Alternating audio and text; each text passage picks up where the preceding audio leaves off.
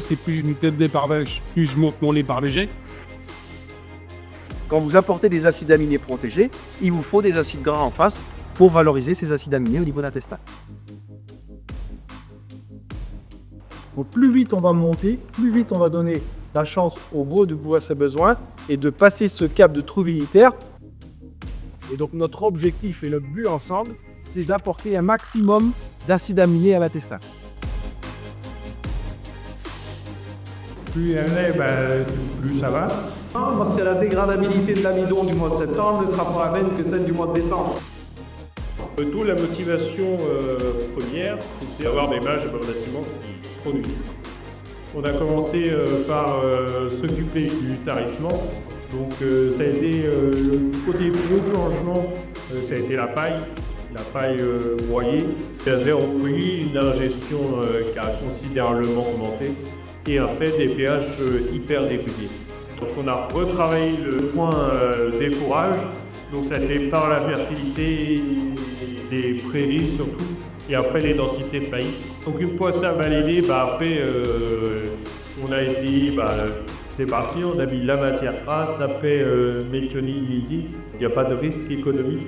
Tout est toujours mesuré et quantifié. Bon, ça fait du lait, ça tourne sur tous les aspects. Dès qu'on voit qu'il y en a un peu moins dans le temps, l'arbre de pro commence à baisser, on a 2-3 petits soucis qui arrivent et c'est tout le temps dû à cause des fourrages. Aujourd'hui, on fait des analyses quasi tous les mois, un peu fake, et ça, c'est pour les 500 balles de l'investissement. Si vous changez moi. Bonjour, Cédric Bérard, donc je suis associé avec mon frère en SEA Bérard de Caverneau à la Minière dans l'Orne. Donc ce matin on a vu 4 ateliers qui étaient assez intéressants. Donc après il y a déjà des choses qu'on fait déjà chez nous et des choses qui sont encore à améliorer, notamment sur les genisses.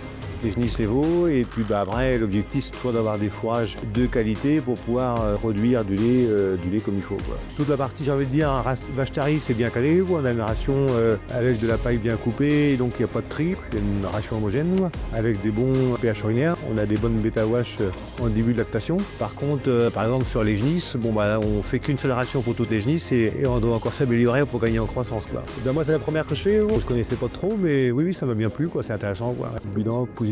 Ouais.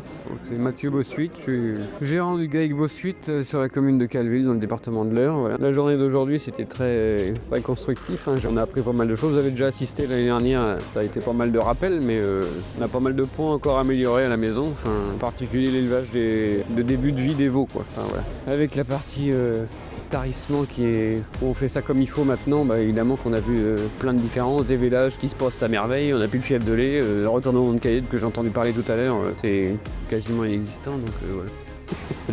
Donc Gaëc Exnihilo à la Chapelle-Souef dans l'Orne, producteur laitier avec ma conjointe. Concernant cette journée, ça nous a permis de rebrosser plusieurs points importants et plusieurs ateliers. Plutôt satisfait, je pense que c'est une bonne piqûre de rappel sur des principes fondamentaux. Concernant cet après-midi, l'intervention de Franck Godin, plutôt surpris dans le bon sens, capacité à prendre du recul sur le contexte technique mais aussi économique, puis les réalités du terrain. Plutôt très satisfait de cette journée. Il va recommencer. Donc ce matin au GAEC, on a eu la chance d'accueillir une centaine de personnes motivées pour découvrir nos façons de faire et tous les protocoles mis en place. Donc ça c'était très intéressant.